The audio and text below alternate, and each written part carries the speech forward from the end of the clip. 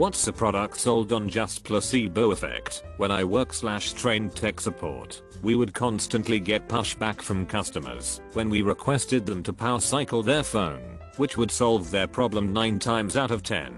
So I told them to have the customer read certain numbers off the back of the battery while it was still removable that we didn't require. After that, we told them we had refreshed a few systems and they replaced their battery and everything was fine. When batteries couldn't be removed, we'd warn them that if the phone was turned on while the update was being performed, it could damage their SIM card. As a result, they'd make sure to turn off their phones. I wouldn't do anything. They'd switch it back on and everything was fine.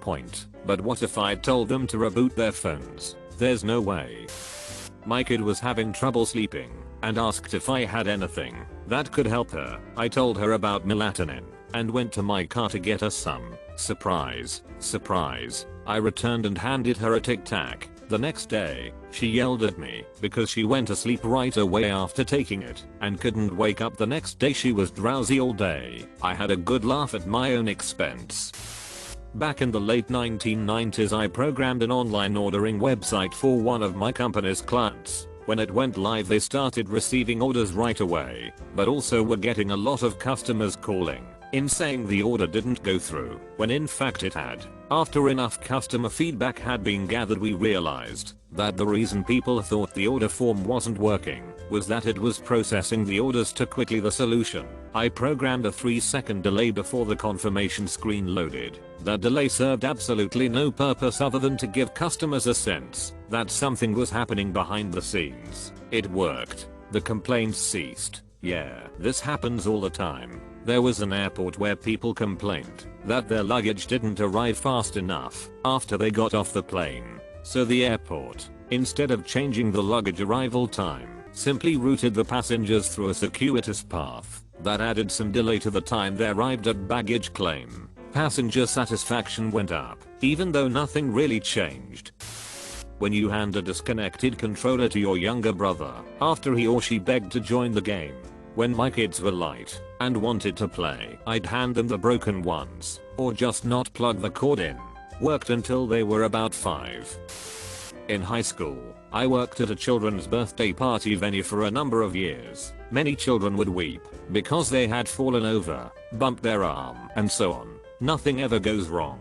Are you able to shake your foot around? I'd ask. Do you think it's getting better? How about jumping in a circle? Says the narrator. Alright, we'll blow on your hand to make it feel better, they say, before asking whether they're ready to play again. It works perfectly. Bandages for minor abrasions are also available. They believe they have recovered and go back to being joyful little kids. My friend is a music engineer. His recording studio setup had a standalone panel with a switch that just said funk. Whenever a picky recording artist was never content with a mix, he would flip the funk switch and have them listen again. The switch did nothing, but the artists always agreed that it sounded way better. Cellulite cream/brushes/potions. There is nothing that can be done to eradicate cellulite in women because it's how our collagen is structured to keep fat in place. Men have a crisscross structure, whereas in women it's vertical with more gaps. Yes, you can build muscle and lose fat to shrink the fat cell sizes, so it's less noticeable, sometimes almost invisible, but no amount of creams or brushes or any BS will change how your fat is distributed. There was a study done in the 60s or 70s to look at why female equestrian riders didn't have cellulite. Apparently it was a well-known phenomenon. They found that during the winter, the riders were sitting on cold saddles. The exposure to the cold and frequent rides was enough to kill some of the fat cells in the cellulite area, thus causing them to lose their cellulite. This study, along with an interesting popsicle study, was the scientific basis for the fat freezing device called Cool Sculpting. TLDR: the only way to get rid of cellulite is to get rid of fat. Your attitude toward poor luck. Bad events are remembered more vividly by the human brain than happy ones. As an example, you can claim that your toll luck is usually bad, whereas in actuality you only get caught in traffic 20% 50% of the time. My husband works at Starbucks and tells about a time someone brought their drink back saying it didn't taste right and they asked if it could be remade. Husband said no problem. to just leave the wrong one on the counter. Customer went to the restroom and came out, grabbed the original drink, took a sip, and said, "Ah, much better, thank you. I was once drinking a soda and didn't even realize it was diet until I read it properly. Then it tasted bad." I worked for a help desk and the CEO complained their new laptop was too slow to boot and log in. True, but all the computers were the same. We had tons of stuff like network shares and other systems to connect to, so they could do their job. All I did was turn on verbose messaging during login. So instead of a screen that says "please wait" or whatever, it would quickly flash messages of whatever process it was working on the screen. Apparently it did the trick. When asked, he'd say it was way faster now than before. I timed it. It was actually 10 to 20 seconds slower, but having some feedback appear on screen to stare at made it feel faster. I rolled out the verbose messaging to everyone after that. People were quite happy with their new speedy login. Earned me free coffee for weeks from people. Dan Aykroyd's Crystal Head Vodka. I love his movies, but I heard him pushing it relentlessly on Joe Rogan. And he's a straight up snake oil salesman. He was going on about how pure it was and how everybody loves it because it's got no toxins. His USP was that this was basically a magic wellness product that was amazingly good for you. Well, firstly, that's bullshit because it's still fine vodka. Alcohol is literally just a toxin. It's always gonna be bad for you. Next, he claimed it was filtered through diamonds which end up yellow after the process, showing how many toxins the diamonds had extracted. I looked into it. Turns out it's poured over bits of quartz, which is very different to filtered through diamonds. And like that is often full of heavy metals, arsenic, etc, etc. You're basically just mixing an industrial mining slurry with cheap vodka. And quartz is an inert mineral. It won't filter jack sh. Some oily contaminants might stick to it, but that's about it. Really annoyed me because he was talking as if it was some sort of elixir of life, when in reality it's probably an exceptionally toxic vodka that's, well over the line into delusion and false advertising. If you're gonna drink, then drink. It's bad for you, but it's fun.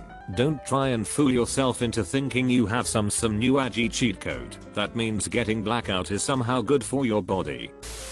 I used to work in a crystal healing shop. It's a long story how I got there. I'm not into it at all, and I was shocked at how gullible people were in buying crystals to heal them. For aesthetics I don't mind. They are rather pretty, but being asked to prescribe a crystal remedy was a huge stretch. The owner was also batshit crazy and made up a fake story that I was bringing negative energy to her after she spent the entire day every single week complaining about her hairdresser. I have a web shop and we deliver next day. We used to advertise this, but then changed our site to say 2 to 3 day delivery. This dramatically increased our positive reviews. Shipping was so fast and virtually ended negative. My package was late reviews, all the while having no change in sales. Sport air filters. Pod or mushroom. The effects of replacing the engine air filter or modifying the intake largely depends on the vehicle and how its engine management reacts to the changes. Usually just ripping the stock air box out and replacing it with a cheap air filter won't do any difference. This is the stock air boxes are made to work with the stock power levels. A factory intake will most likely not be restrictive at stock power levels as the stock setup has to work in pretty much every condition imaginable. So unless you are running a tune which requires a less restrictive intake, a aftermarket sport air filter won't do much if anything. Also, don't cheap out on air filters. I can answer this. I did a huge 3-month research project on the placebo effect during my masters. I would definitely say acupuncture, and here is why. It works and relieves pain significantly in multiple huge meta-analyses, but when researchers compare to sham acupuncture, where a needle is inserted in the skin, but stops there and doesn't go the proper depth, it also works to relieve pain. During my project I stumbled across a huge meta-analysis that compared a shitload of studies comparing real to sham acupuncture all over Europe, and the findings showed that roughly 80-90% of the effects of real acupuncture can be explained by the placebo effect. Now yes, 10-20% can be a huge margin when it comes pain. But if people believe that acupuncture causes this insane relief, and I know several people who swear by it, then they are being duped.